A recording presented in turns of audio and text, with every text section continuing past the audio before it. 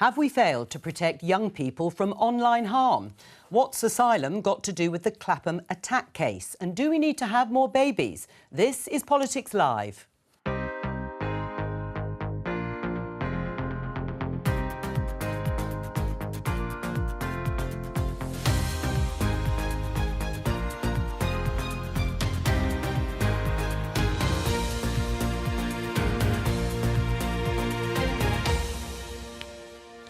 With me today, Conservative MP Anna Firth, Labour peer Jenny Chapman, Sunday Telegraph columnist Zoe Strimple and New Statesman writer Rachel Cunliffe. Today, power sharing returns to Stormont, but does it mean we're moving closer to United Ireland? The mother of murdered teenager Brianna Ghey calls for a new law to protect children from online harm. If you're over 16, you can have an adult phone, but then under the age of 16, you can have a children's phone, which will not have all of the social media apps that are out there now. There's a row about the asylum system after the Education Secretary says this about the Clapham attack. This is not really about asylum. It is about, obviously, the attack on, a mother and her children, which was horrific. Also today, Britain has a declining birth rate. Should we be worried? There is one critical outcome that liberal individualism has completely failed to deliver, and that is babies. Let's start with politics in Northern Ireland because the Prime Minister Rishi Sunak is at Stormont with the Northern Ireland Secretary of State. You can see him there, Chris Heaton-Harris, sitting next to Rishi Sunak, all for the restoration of power sharing. Joining the First Minister there, you see on the left Michelle O'Neill and Emma Little-Pengelly, who's the Deputy First Minister, as well as obviously marking this historic moment, which is the restoration of Stormont. There'll be urgent talks on funding, with £3 billion having been pledged to Northern Ireland. Now, over the weekend, in interviews, we can show you the headline in the Irish News, Michelle O'Neill expects poll on Irish unity to take place in the next decade. She said she'd work for everyone in Northern Ireland, but also made these comments about a border poll. In other words, that there would be a referendum taking place in Northern Ireland as to whether it would remain as part of the UK or join the Republic of Ireland, which has certainly upset many unionists. My opening question, starting with you, Anna, is will there be a referendum on Irish unity in 10 years? Well, Jo, I think the first thing we should say is that this is extremely good news. Happened on Saturday, of course, the executive coming back together. So this is a big win for the people of Northern Ireland, who are going to be able to legislate on their own local matters. I mean, just take something simple example like my Pet and Dog Abduction Act, which I'm bringing through the UK Parliament, which applies to Northern Ireland because there was no executive. Now they can do all those things on their own. We covered it extensively, but now it's moved on since Michelle O'Neill made those comments, and it's obviously attracted a lot of attention. So just on that question, do you think there'll be a poll? The conditions are really clearly laid out in the Good Friday Agreement and the Northern Ireland Act 1998, and so we don't see those conditions at the moment. The Secretary of State would have to be satisfied that there was a majority of Irish people who wanted a poll, and there isn't evidence of that at the moment. Jenny, do you agree with that, or do you think there will be a poll within 10 years or in 10 years? I can see why Michelle O'Neill says what she does. She is the First Minister for Sinn Féin in Northern Ireland, and she is going to take no other position than to want a border poll, of course. But I think that, as Anna said, actually, the Good Friday Agreement is very clear on this. And at the moment, we're not seeing an overwhelming majority of people in Northern Ireland agitating for a border poll. So, and I think... Do you think it was wise to talk about it? I think it's OK to talk about it. I think the idea that you're not going to have these discussions is just a little bit naive in that context, but I don't think we should get hung up on it. There are far more important things immediately facing Northern Ireland that they need to tackle. Zoe? I mean, I think we're in restive times, is that the word? Where I think, I was thinking this morning how I wouldn't be surprised if this was the moment when suddenly it all falls apart on, What falls apart? Well, the whole. I mean, I hope it won't. But the United Kingdom, so to speak. I think the sort of levels and styles of dissatisfaction among people is manifesting in forms of activism and I think there's a sort of taste for disruption, and I don't know. I wouldn't, on a kind of zooming. I'm not, obviously I can't provide the same detailed analysis of the on the ground politics of whether this will happen or not. But my feeling about the time that we're in is that it might very well happen. And everybody's thinking about independence. Everyone's thinking about breaking up established structures. All right, I mean, I don't know whether you agree with that sentiment, but just to give you a little bit more context, there has been a press conference and questions asked of the Prime Minister following what they called mixed messages from the Northern Ireland Secretary, Chris Heaton-Harris, who said there is the possibility of Northern Ireland being on a different page than the rest of the UK. But the Prime Minister has said there is, or rather the DUP says there's no possibility of divergence from Great Britain in the future. Do you think this is just part of what's happened over the last few days or means anything more significant? Well, I think everyone is saying exactly what you would expect them to say. The DUP and the UK government are saying Northern Ireland is very much part of the rest of the United Kingdom, and Michelle O'Neill, who leads a Republican Party, is saying that she hopes and expects that there will be a border poll in the next decade. That's not a new position. That's always been her position. I think a decade is quite a long time. If you look at, for example, SNP support compared 2015 compared to now, an awful lot can change in a decade. And also, looking at Scotland as an example, having a party in government that is agitating for independence doesn't necessarily increase support for independence. In fact, in Scotland, we've seen the opposite happen. So obviously, we all know what Michelle O'Neill would like to happen. The fact that she would like it to happen doesn't really mean that it's going to. And I think looking at the latest opinion polls, the support for reunification in Northern Ireland is around 30 to 35%, so we're still quite a way off that 50% mark. Let's talk about something completely different. Show you the front page here of the Daily Mail. Brianna's mum, limit phones for under 16s. This is a call from Esther Jai, the mother of murdered teenager Brianna Jai, who was speaking on the BBC's Laura Kunsberg programme yesterday. Let's have a listen. We've set up a petition which we'd like all families and parents to back and sign. We'd like a law introduced so that there are mobile phones that are only suitable for under 16s. So if you're over 16, you can have an adult phone, but then under the age of 16, you can have a children's phone, which will not have all of the social media apps that are out there now, and also to have software that's automatically downloaded on a parent's phone, which links the children's phone, and it can highlight keywords. So if a child is searching the kind of words that Scarlett and Eddie were searching, it would then flag up on the adult on the parent's phone. We'll respond specifically to what was being raised there by Esther Jai in this dreadful, tragic case. But Jenny, broadly, have we failed young people and children from the dark side of social media and online harm by not having protections? Yes. Yes, I think we have. I don't think anyone can be in any doubt about that now. It's taken us 5 years to bring in any legislation on this, 5 years. And I think what we know now and what we're finding out about what these tech companies have known for a long time is now starting to become known. We are just starting to get our heads around it as legislators in terms of the regulation. Ofcom now has new powers. Let's make sure they're able to use those new powers, but let's keep this as something that we continue to look at, continue to demand more from the tech companies, because they've known about some of these things for a very long time and they haven't acted. And I just think, I feel dreadful for listening to Esther Jai and the way that the bravery that she has shown. It should not take the mother of a child who's been killed like this to get people's attention. But now that it has, I think we've got a responsibility to really look at this much more intensely. And do you agree, have we failed young people? Well, I think this is... Can I just say, I watched that interview yesterday, yeah, it was heart-rending. And I'm sure we were all just incredibly moved, and I thought she was incredibly brave as well to come forward.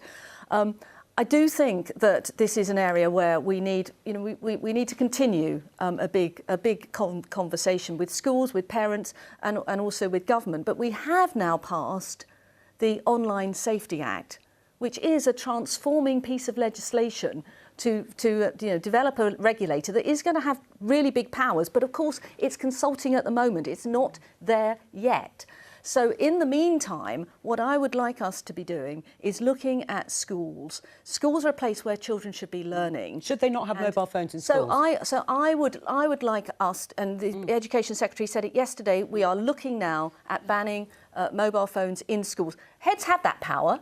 I'd like to see them using it. But broadly, have we failed this generation? Have we failed a generation of young people? Should we have treated mobile phones, or certainly these social media apps, in the way we treat some public health issues? You know, should they be outlawed in the way cigarettes are outlawed for under 16s? I think it's slightly the wrong question. I mean, the way that...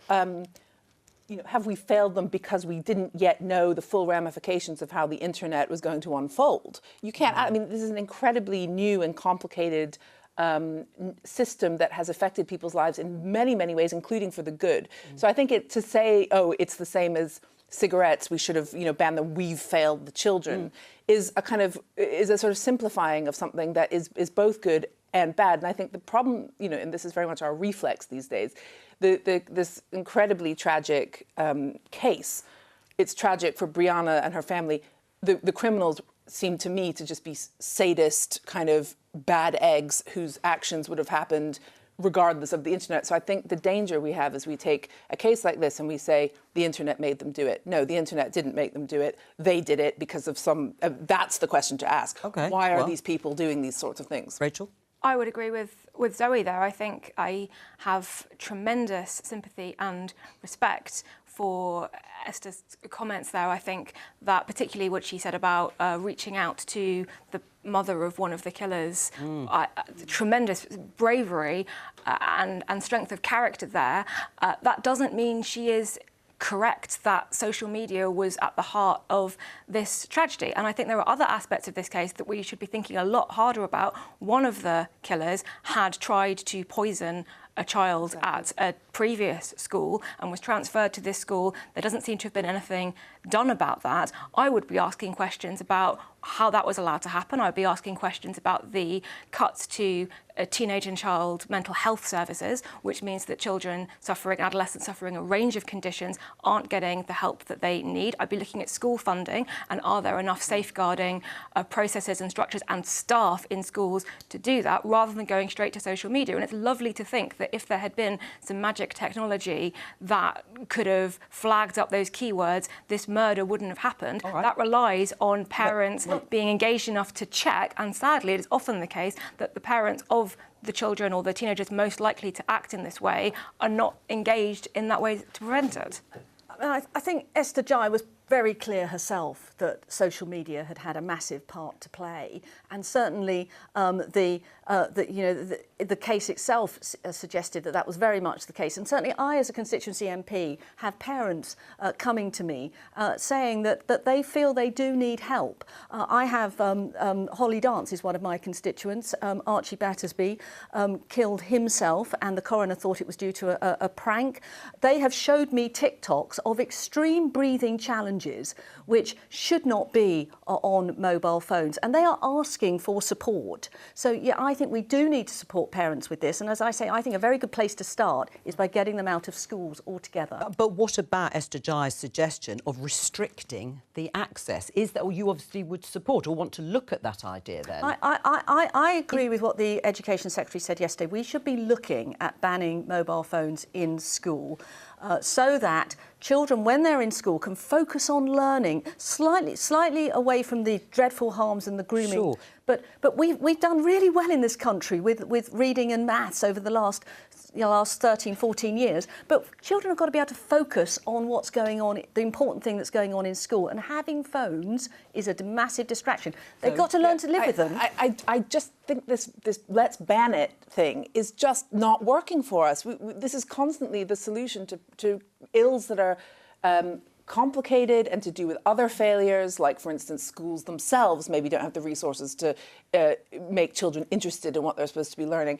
And I think banning something that is like the whole world for a lot of people, I mean, are we also going to say they can't develop a chess obsession because chess.com is on their phones, or they can't Google CPR if a fellow student sort of collapses? Or I just think there's many ways to look at it, and I think this idea that once we ban the phone, then they'll concentrate on the maths you know, there's or always access been... to certain apps well, via a that's phone. a much more nuanced... Yeah, well, I mean, what about the start, Jenny? I mean, I think it would be a real shame if this debate went into two extremes, where Zoe's saying, oh, but you can't ask people to ban things. I mean, that isn't what Brianna's mum's asking for. She's not asking for phones to be banned. And I agree that they shouldn't be using phones in schools. I think most head teachers would agree with that and are actually implementing that as things are. But you cannot say that it's OK and that governments should be relaxed about the fact that we know that multinational corporations are proactively encouraging our children to look at images of self-harm, of abuse. They're being encouraged to to take photos of themselves and share them on encrypted messaging services. Mark Zuckerberg has just made Facebook's messaging service something that you cannot access by law enforcement. That is endangering our children, and that is actually the government's position as well. That is not something that we as parents or as a society should be at all relaxed about, and we should be demanding our lawmakers take steps to keep our children more safe. Jenny, that's exactly why we have passed the after 5 online... years, Anna. No, but you're not saying... That is not... I'm sorry. And I didn't say that. No, but your comeback to me is, but we've got this piece of legislation. And I'm sorry, but taking 5 years to do something and then saying that it's not enough, it never will be enough. So will you go further? Would Labour go further? We want the tech giants to go further. That's what we need to do. Because I think we do need to involve parents. We do need to involve schools. There's less disagreement between us, I think, than we. Because we're on TV, we're going to give. Well, it depends what you want to do. Jenny, the whole point that we've had to bring in the Online Safety Act is because the tech giants won't regulate themselves. That's right, of course. And it's not a conservative thing. I didn't say it was. No, I'm not saying you did. But it's not. What I'm saying is that it's actually quite an unconservative thing to regulate. But we've had to regulate in this space because it's been the Wild West. We have to protect our children. That's what I was saying. Right. Well, you've mentioned Mark Zuckerberg. He was in front of the congressional hearing with other tech company bosses in the USA, and he was asked by the Republican Missouri Senator Josh Hawley to face parents in the room whose children's suicide were linked to social media use. Let's take a look. Would you like now to apologize to the victims who have been harmed by your product? Show them the pictures. Would you like to apologize for what you've done to these good people? This is why we invested so much and are going to continue doing industry-leading efforts to make sure that no one has to go through the types of things that your families had to celebrate. Is that enough, do you think? I think the role of the tech companies in social media and in the effect of this are absolutely massive. And I think there is a big difference between saying, we think that the companies themselves should put in protections and should have age restrictions and should invest in the teams, which Facebook was doing and then pivoted away from because it was bad for their algorithm and their bottom line. Invest in the teams to take down harmful content and to address some of this, and to not have algorithms that are designed to drive vulnerable people further and further into some very dangerous spaces. There's a difference between wanting to do that and wanting to just ban it. And I think an important thing that we've missed on the suggestion that there should be phones for under 16s that don't have these apps is that those products already exist, and there is already software that exists that allows parents to track what their children are engaging with online. So the question of should that be the only type of phone that these people are allowed to access? Well, then I've got all kinds of questions in my head about enforcement. Are you going to make it illegal for parents not to spy on their children if what you want to do is help them by providing them by providing them with the tools to do that? Those tools already exist. If parents aren't using them, that's a different question. I think Rachel's raising a really interesting point there about parental knowledge, and what I see in my surgery is that parents are honest about the fact that they don't know as much about the phones as their children do. No. And we do need to help parents with that. But parents this is not give the children those phones, and if they're choosing not to do that, that's their choice to give the children. But there comes a point when you're going to have to teach children how to use a tool which is here to stay and has good as well as bad. But one of the things that at the moment is inconsistent is the online safety education in schools, and it would be better if that was more consistent across the whole country. Have a sort of sex ed, but for instance, less sex ed, which seems to be, and more. Here's maybe some sort of educate. Just again this. this sort of top-down controlling children thing, I'm not sure it works as well as letting children understand for themselves how, you know, what to do, how not to use social media, things like that. It seems like this kind of constant. I mean, if we look at a much longer historical period of parents and teachers trying to control children and telling them what to do, it is a guaranteed way to get them to do more of that thing. And also one of the things that the Online Safety Bill the Online Safety Act may end up doing by accident is preventing children from accessing sites that have information about topics that they're interested in, like sex ed, and they won't be able to learn it because that content will be deemed We're going to move on, but Jenny, you were raising a sceptical eye at this idea of parental sort of I was spying or oversight. Giving myself away there as a parent. I think I've always been quite proactive in the keeping an eye space. But, I mean, it's very difficult. And one of the things that we've seen is this issue about not just your mainstream social media channels that we've talked about already, but actually some of the places that they can lead you onto the dark web and some of the very smaller social media platforms, which seem to be, you know, far less well regulated. They don't have some of the teams that the others have, and I just think it's a fascinating conversation that we're having. I don't think we've solved anything, but the point that I really want to make is that we cannot just afford to think that we've been somehow, by passing a piece of legislation, made some sort of great leap forward that means that this is resolved, because it really isn't. We've just got to stay very, very you can't go into HMV and buy an 18 DVD when you're 12, and yet you can look at God knows what on the internet. So we just need to be much more informed and proactive about it. Let's talk about this headline in The Independent. Clapham attack. Police issue £20,000 reward in hunt for Abdul Azidi and warn anyone helping him faces arrest. This is the horrific case of the man who attacked a mother and her children with a corrosive chemical in Clapham in South London. Now, all three victims of the attack remain in hospital. The woman is reported to have suffered life-changing injuries. Abdul Azidi is believed to have travelled on a lorry from Afghanistan in 2016. He was later granted asylum after 2 failed attempts, and he was actually convicted in 2018 of sexual assault and another charge of exposure. He eventually did get his asylum application approved after he'd converted to Christianity, meaning he would have been at risk from religious persecution if he had returned to Afghanistan. Now, speaking to Sky News yesterday, the Education Secretary Gillian Keegan said the case was not really about asylum. Let's have a listen. This is not really about asylum. This is about, obviously, the attack on, you know, a mother and her children, which was horrific. Anybody who commits crimes, you know, is not able to stay in this country. So if you have a sentence of more than 12 months, you're not allowed to stay. If you have a criminal record, etc. So there are, you know, we don't want to have people in this country who have criminal records. And there are several steps in the various bills. Actually, the Nationality and Borders Bill tightened it up, and the new bill has tightened it up again. Anna, is it correct to say it's not about the asylum system? Well, I think we've got to be careful here because there's a live police search on at the moment. Sure. So I don't believe we should discuss the asylum status of this individual because he's a suspect at the moment.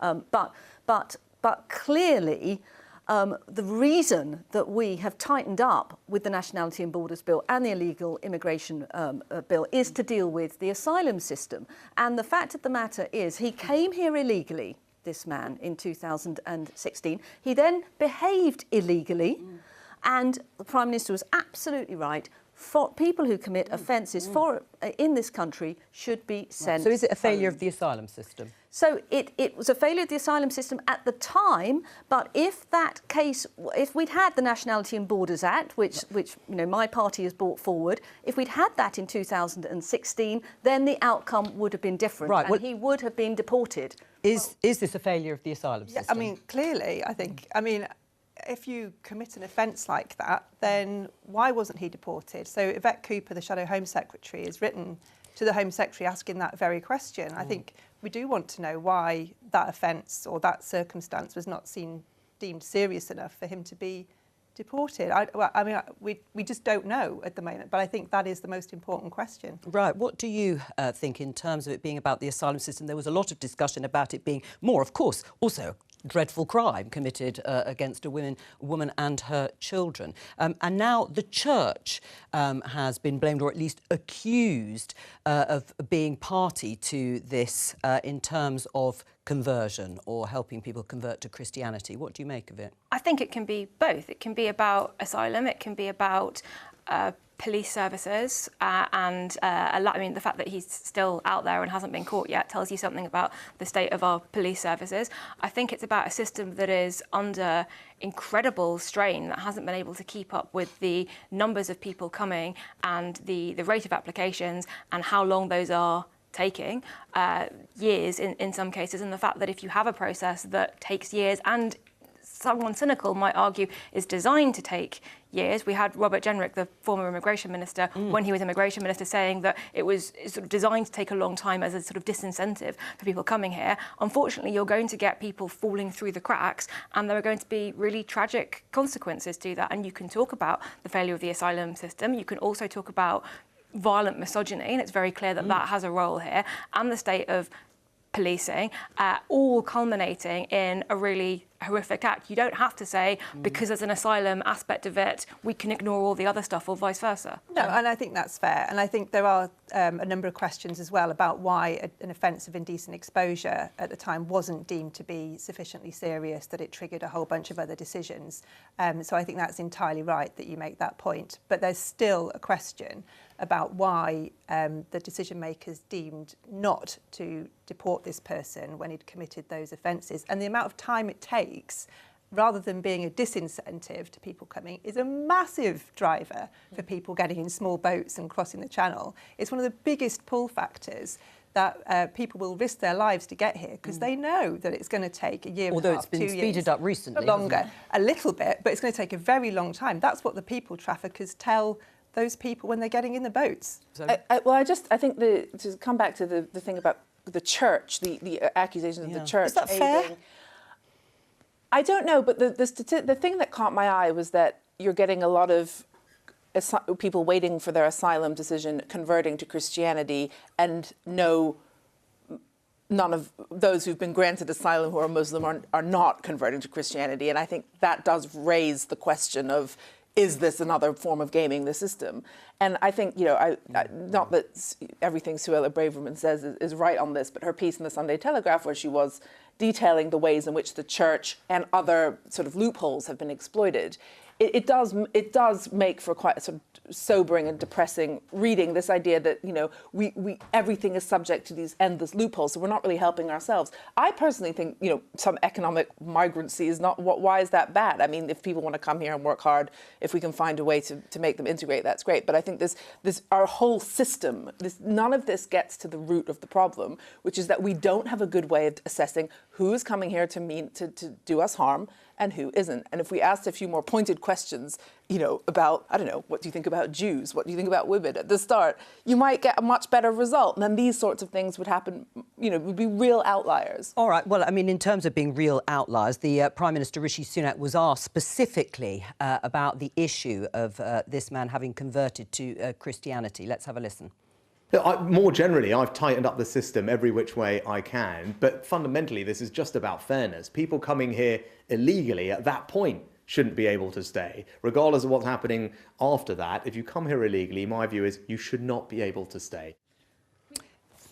I mean, this is exactly what I said at the beginning. The Prime Minister is absolutely right in saying that, and in a way, Jenny, that you've made my argument for me as to why we had to tighten this up with the Nationality and Borders Act. Well, because previous Conservative governments have failed before. Why wasn't he deported? Because we didn't, at that point, we didn't have the Nationality and Borders Act in place. You didn't need it. The legal framework at that point could have deported well, him. Why didn't it? I'm not sure that is correct. He made multiple applications, and on this final point, I don't think that a hypothetical future risk of persecution should be a reason for why you can be granted asylum. Right, or I suppose people might say that this is the government or a Conservative government trying to push the blame onto another institution. I just have a question for Anna, because the Prime Minister said that if you come to this country illegally, you shouldn't be allowed to stay, and you've made that point. Obviously, he was coming from Afghanistan. We do have a legal route for some Afghans to come here. But for somebody who has a legitimate claim from asylum, who comes from Sudan, for example, how should they claim asylum in this country? Well, the whole reason... Because there aren't any legal routes. The whole reason that we are tightening up on...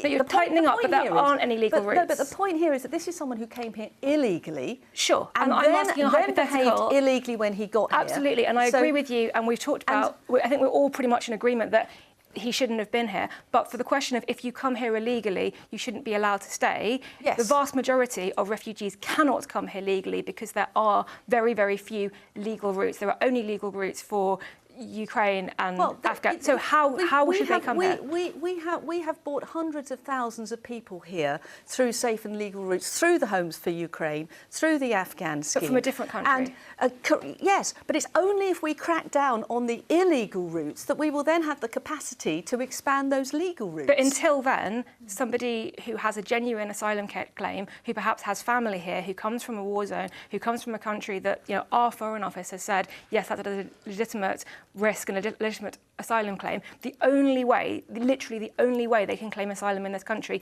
is to come here illegally. And the Prime Minister said that somebody who comes here illegally shouldn't be able to claim asylum. So what should that person do? There is a route.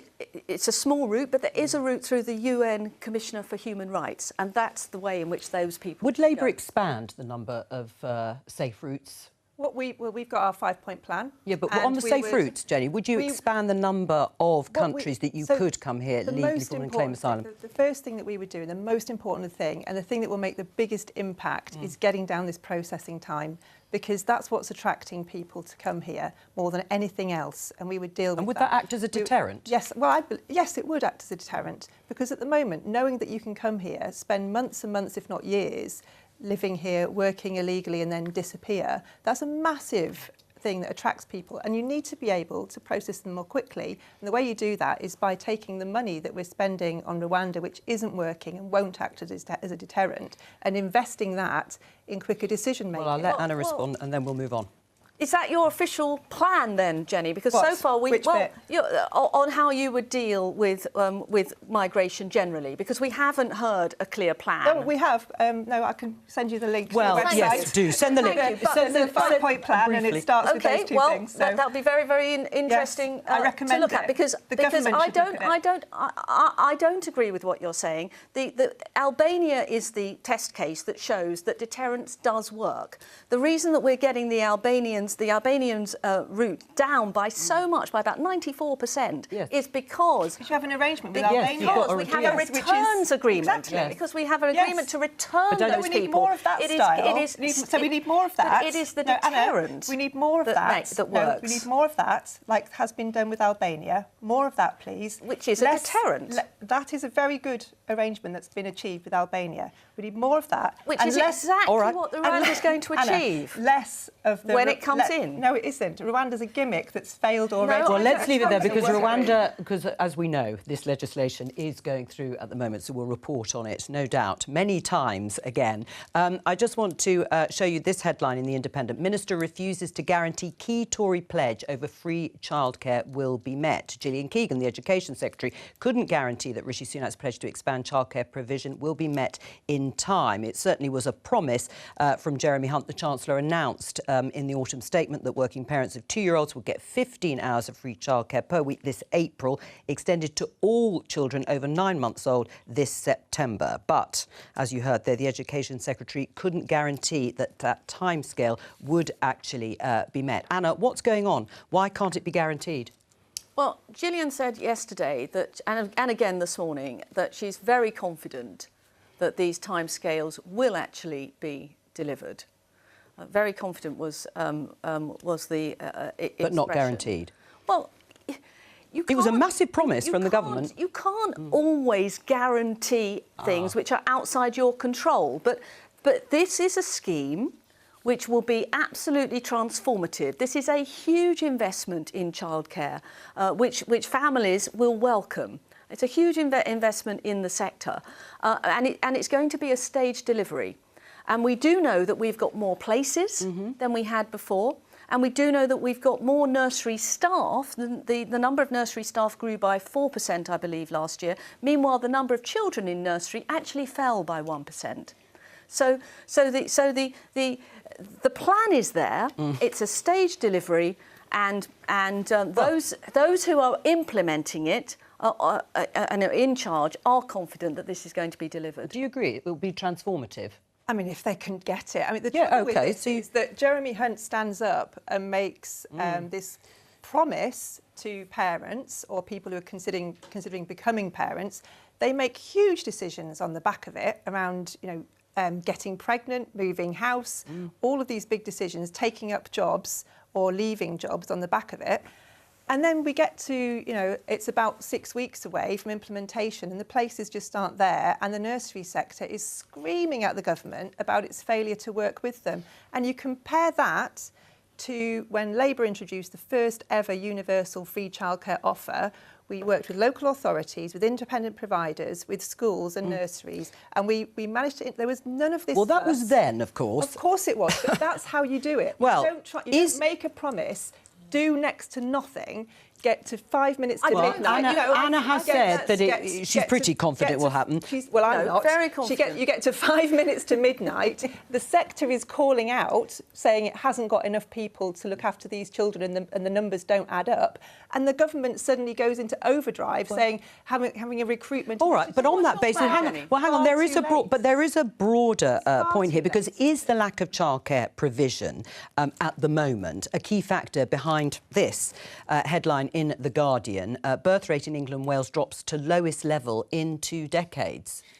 Of course, costs is one of the major sort of reasons people might think about not having a child, and certainly the UK is much worse than most of our continental friends in terms of the debilitating chunk of household income that it costs, which I think forces families into these very regressive and unpleasant choices between essentially the woman being able to continue her career in a fully fledged way and basically being able to have childcare. And I think, Miriam Cates, interestingly, I don't Who was the Tory MP in the headlines, Right, and I don't agree with her kind of perspective that it's terrible to farm your child out to, she used the term some months ago, institutional services. I think you absolutely, you can call them institutional if you want, but nursery and childcare stuff, it can be very, developmentally important, very good for children. So of course it's incredibly debilitating. I think it's one of the things that make people here think twice about having children. I think being able to imagine yourself not living in squalor in a house that's big enough is another one. Wow. And then there's also the thing that I'm actually very sympathetic to, which is the desire to continue having freedom and autonomy, and that's very much looked down upon. Oh, ladies, right. Freedom and autonomy versus living in squalor, or exactly. I can understand why women, there's this sense, it's a tragedy, we should be very stressed out. Well, actually, it's a good sign that women are thinking, and then when they have children, they have it because they really want to, and they're not bullied into it. Ideally. There's a bit less freedom and autonomy as well with young kids. I mean, exactly. That's what I mean. There's a good reason to hold off. I actually think this is really a very fascinating subject, and I think it's counterintuitive, because you would naturally think that the countries which had the most free childcare would have the best birth rate, but actually it's the opposite. Yeah. Finland, which has the most free childcare, actually has the lowest birth rate. So it is actually quite counterintuitive. There's something else going on here. So I think should we be worried about it? Does it matter that we've got falling birth rates? Rachel? I think it does matter. Certainly, if you look at the age expectancy and the dependency ratios, some quite worrying things start to happen around about 2040. I think when that sort of tips over, you have fewer working age people for your old age dependents, and that raises some very worrying questions. But I went to an event that Miriam Cates hosted that was all about this and how we can increase fertility, and she made exactly that point, that it's not about free childcare and it's not about cheap housing, because look at Scandinavian countries. And I really wanted to ask her the question. Sadly, they didn't come to me. I wanted to ask her how she thinks 2 30-year-olds living in house shares, spending 50% of their income on rent, who would love to have a child, how they are expected to do that if housing is really expensive and if there isn't the free childcare option, because I'm sure there are other factors, and I think Scandinavia is an interesting. Let's just get Anna to answer your point.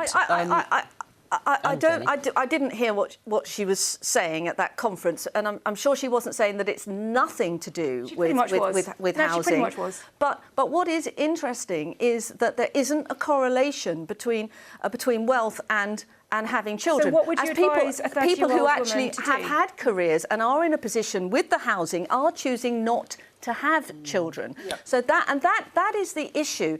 And there's a very interesting piece of polling done by Whitestone Childlessness. It's called Whitestone Childlessness Poll. I'm not sure I've got that quite right. But what it shows is that a very high percentage of young people between 18 and 25, young girls, actually want to have children. About 92% want to have children. But 60% think that you can have children at any age up to the menopause.